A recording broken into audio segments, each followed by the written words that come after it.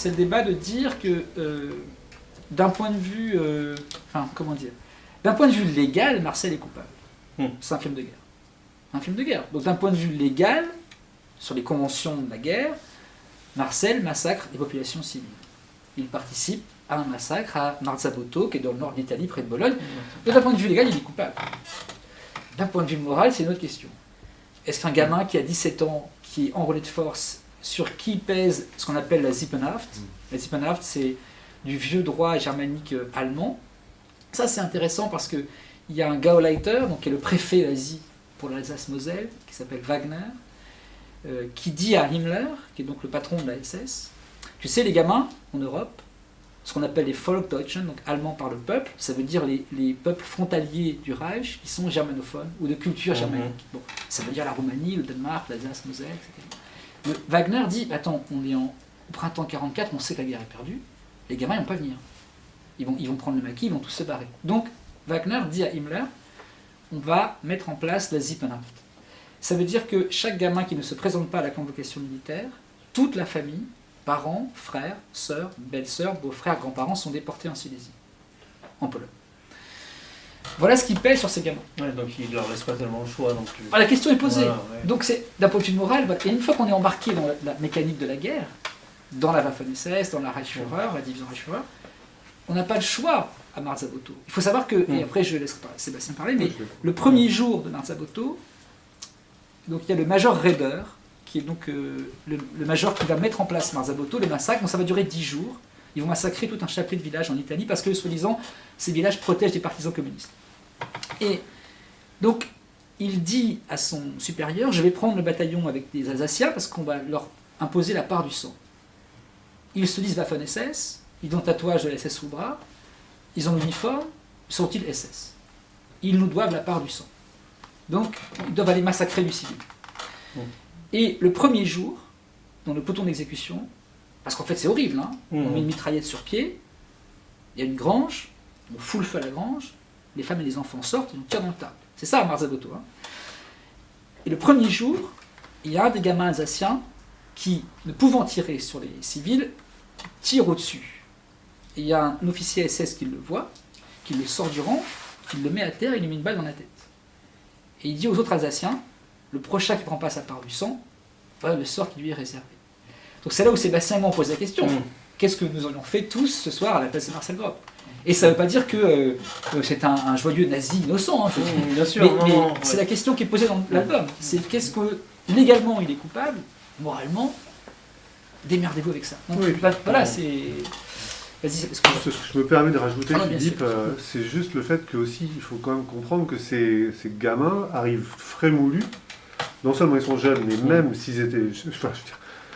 même s'ils avaient 2-3 ans de plus, ça ne changerait pas grand-chose. Ils arrivent avec des gars qui ont fait des massacres en Ukraine, en Biélorussie, etc. Des massacres épouvantables.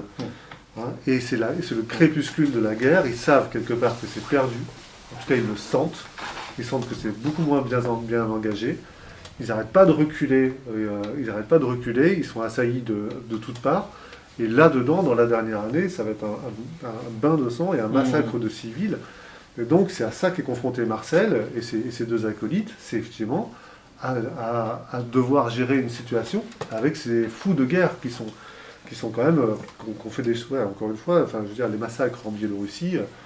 C'est des villages, Oradour-sur-Glane, on sait à peu près ce que c'est. Sauf que là, il n'y a même plus les pierres. C'est-à-dire qu'ils tuent tout le monde dans le village. Puis après, il faut venir, c'est pas assez, il faut venir les terrassiers. Et ils enlèvent le village complètement. C'est-à-dire qu'à la fin, quand ils partent, c'est une plaine. Le village n'a jamais existé. C'est avec ces gars-là que Marcel va être confronté. Donc c'est... Oui, puis ils peuvent même pas se suicider, parce que s'ils se suicident, pareil, la famille est déportée. La famille est déportée. Le Sippenhaft s'applique également sur le suicidé. C'est-à-dire que si un gamin se suicide, il sait que sa famille est déportée à l'Est. Donc c'est un vrai piège. C'est des griffes, en fait. C'est des griffes dans lesquelles sont pris les gamins. Et eux, finalement, la plupart d'entre eux, parce qu'il y a aussi des types qui sont là avec une conviction. Il y a aussi des jeunes Français alsaciens qui arrivent convaincus qu'il faut buter du bolchevique. et qu'on est là pour sauver l'Europe. Hein. Il faut aussi dire ça. Il y a même des engagés volontaires dans la Waffen-SS alsaciens français. Il y a même une division française, hein, la Charlemagne, c'est une division française d'engagés volontaires. C'est aussi pour ça qu'on a créé un autre personnage qui lui est beaucoup plus séduit. Stanislas, il est plus ambigu. Il a été élevé dans ce culte de l'anti-bolchevisme, et donc lui il est là, il est un relais de force, mais malgré tout, en étant un relais de force, il est assez convaincu de sa mission. Hein, le troisième gamin dans le livre, bien sûr. Il est là pour ça. Et du coup, pour en revenir à tes personnages, je trouve qu'ils sont jamais noirs ou blancs, parce que même l'officier des Waffen-SS, il est hyper cultivé, il lit de la littérature, il y avait aussi... c'est des personnages vraiment de fiction là, que tu mets en place, ou alors, tu pioches un peu sur des témoignages que tu as recueillis? Le lieutenant Bremeux, qui est donc l'incarnation de ce que tu dis, en fait, c'est un personnage qui n'a pas existé, mais qui vient du réel. C'est-à-dire que Christian Grau, donc toujours l'historien qui est question dans le livre, à la fin, pour le dossier pédagogique, il a écrit un livre qui s'appelle Croire et détruire, qui est un livre extraordinaire sur essayer de comprendre comment une génération de jeunes intellectuels allemands a intégré les hautes instances de la SS et de la Waffen-SS. En essayant d'expliquer, sans réponse pour Christian, en essayant de comprendre comment des jeunes ethnologues, archéologues, historiens, linguistes, avocats ont intégré la Waffen-SS, avec une perversité du système nazi. Notamment, Himmler comprend très vite qu'on n'a pas de pouvoir. Il faut trouver des mots pour expliquer la Shoah aux soldats. Et il se dit, qui mieux que des linguistes pour trouver des mots, pour raconter ça sans dire la vérité des choses. Et donc, tout d'un coup, toute une génération de jeunes diplômés qui n'ont pas fait la Première Guerre mondiale, donc qui vivent dans le culte de l'humiliation de l'Allemagne, qui sont plutôt nés dans les années 10, les années 20, donc qui ont 20, 25 ans, 40, 45, se croient investis d'une mission de sauver l'Allemagne et intègrent la Waffen-SS. Mais tous ces gars, ils ont lu Goethe, ils écoutent Beethoven et Mozart, c'est des esthètes, des gens qui sont brillants, qui ont des diplômes très élevés des universités allemandes, qui sont parmi les plus grandes universités européennes. Voilà. Et Christian est allé chercher, à essayer de comprendre ce qui avait fait basculer ces intellectuels dans cette instance des Waffen-SS. Je ne vais pas m'étendre là parce qu'on n'a pas le temps ce soir, mais c'est la promesse de l'Est, ce qu'on appelle la promesse de l'Est. En fait, ce qu'on a du mal à comprendre aujourd'hui, c'est que le nazisme est une utopie. Et on dit, mais de quoi il parle? C'est qu'en fait, au départ, le nazisme, nous on le voit après coup, nazisme, mais au départ, c'est une utopie. Il est question de le peuple allemand va se débarrasser de ses déviants sociaux, raciaux, biologiques. C'est ça le boulot. Mais après, il y aura une société de la bienfaisance et de la bienveillance. Et ça, beaucoup de gens y croient en Allemagne. Beaucoup de gens y croient. On leur a fait croire que c'était une utopie. Donc tous ces jeunes hommes diplômés ont intégré la Waffen-SS pour cette utopie-là, la promesse de l'Est, comme on disait. Donc c'est pour ça qu'à l'Est, on a fait table rase. On a éliminé les juifs, on a éliminé les tziganes, les alcooliques, les déviants raciaux, les débiles mentaux.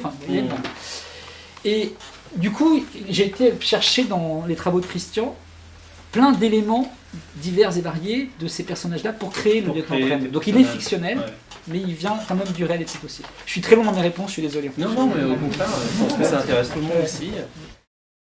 Ton système de couleurs, en fait, il est lié aussi à des moments de la journée, je sais pas, ou des flashbacks. Comment tu travailles ça un peu? Parce que tu bosses en bichromie, en fait.